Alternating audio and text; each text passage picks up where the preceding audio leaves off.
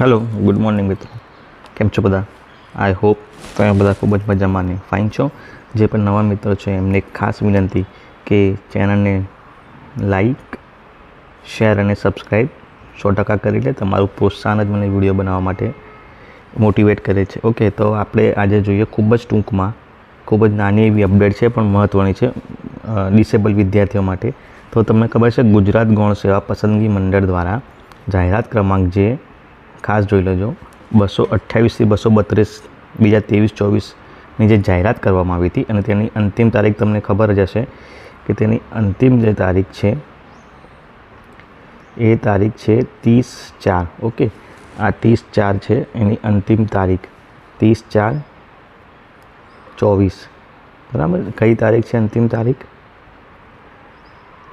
30/4. એટલે ખાસ ધ્યાન રાખજો, એ ભરી દેજો ફોર્મ. તો 30/4 અંતિમ તારીખ છે. બરાબર, જાહેરાત એની પ્રગટ થઈ હતી 16/3/24ના રોજ. બરાબર, અને વિભાગ કયો હતો? તો વિભાગ હતો ઉદ્યોગ અને ખાણ વિભાગ હસ્તક. બરાબર, તો અલગ અલગ પોસ્ટ હતી આ બધી રહી, assistant binder, assistant nomination, copy holder વગેરે.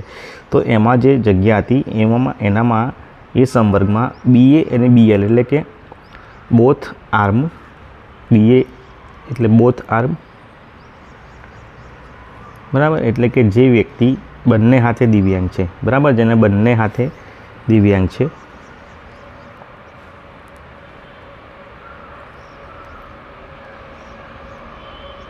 બંને હાથે દિવ્યાંગ વ્યક્તિઓ માટે. અને BL એટલે બોથ લેગ. બરાબર, બોથ લેગ માટે દિવ્યાંગ હોય. બરાબર, BL એટલે બોથ લેગ, જે બંને હાથે અને બંને પગે દિવ્યાંગ છે એમના માટે. બરાબર, સામાજિક ન્યાય અને અધિકારિતા વિભાગ જે છે એનો 6/9/23ના ઠરાવથી બરાબર એમની માટે જગ્યા કરવામાં આવી છે. બરાબર, તો શરતોને આધીન છે. બરાબર, કેટલીક શરતો છે એ શરતોને આધીન તમે લોકો બોથ આર્મ ને બોથ લેગવાળા એમાં એપ્લિકેશન કરી શકશે. બરાબર, તો શું લખ્યું છે? કોઈ કૃત્રિમ અવયવની મદદ વિના, એટલે કોઈ પણ આર્ટિફિશિયલ તમે અવયવનો ઉપયોગ ના કરતા હોવા જોઈએ અને સામાન્ય વ્યક્તિની જેમ હલનચલન કરી શકતા હોવા જોઈએ.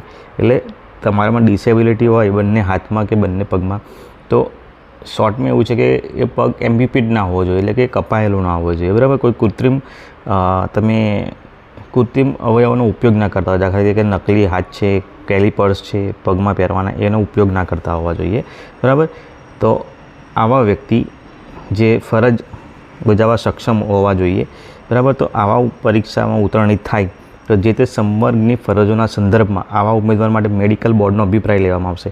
તમે પરીક્ષા આપો, પાસ થઈ જાઓ, પછી પણ તમને નોકરી પર રાખવા કે કેમ, તો એ અંગે જેનું મેડિકલ બોર્ડ બેસશે એ મેડિકલ બોર્ડ બરાબર એનો અભિપ્રાય આપશે કે ઓકે ચલો એ કેન્ડિડેટ ઓકે છે.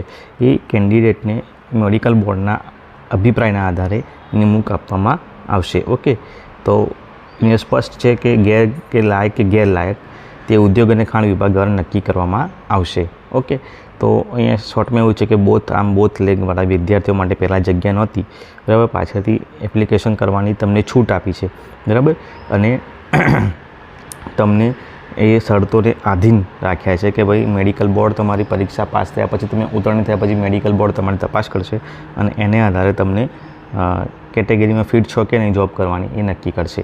ઓકે, તો આ ભરતી પ્રક્રિયા અંગે કોઈપણ પ્રકારની એટલે BA અથવા BA પ્રકારની દિવ્યાંગતા ધરાવતા ઉમેદવારે સામાન્ય કેટેગરીમાં કે કોઈપણ કેટેગરીમાં દિવ્યાંગતા કેટેગરી હેઠળ અરજી કરેલી હશે તો પણ અરજી માન્ય ગણવામાં આવશે. ઓકે, એટલે તમે કોઈ પણ કેટેગરીમાં અરજી કરી હોય દિવ્યાંગતા હેઠળ કરે છે તો પણ કરવામાં આવશે. અને છેલ્લી તારીખ તમને ખબર છે 30/4/24 છે, એટલે 2 દિવસ છે. આજે 28 થયું. ઓકે, આજથી ગણી તો 3 દિવસ છે. તો તમામ મિત્રો જેમને ચાન્સ મળ્યો છે, ઓકે, ફોર્મ ભરી દો અને દિવ્યાંગતા શબ્દ બાજુમાં મૂકીને મગજમાંથી સખત તૈયારી કરો અને પાસ થઈ જાઓ એવી શુભકામનાઓ સાથે ફરીથી મળીએ. તમામ મિત્રોને ફરીથી વિનંતી છે કે તમે ચેનલને લાઇક, શેર અને સબસ્ક્રાઈબ કરતા રહો, તમારા કોમેન્ટ્સ આપતા રહો. તમારા લાઇક, શેર, સબસ્ક્રાઈબ, કોમેન્ટ્સના કારણે ચેનલનો ગ્રોથ થશે અને છેવાડાના માણસ સુધી આ બધી માહિતીઓ પહોંચતી રહેશે. તો ફરીથી તમામ મિત્રોને થેન્ક યુ વેરી મચ. ફરીથી મળીએ છીએ.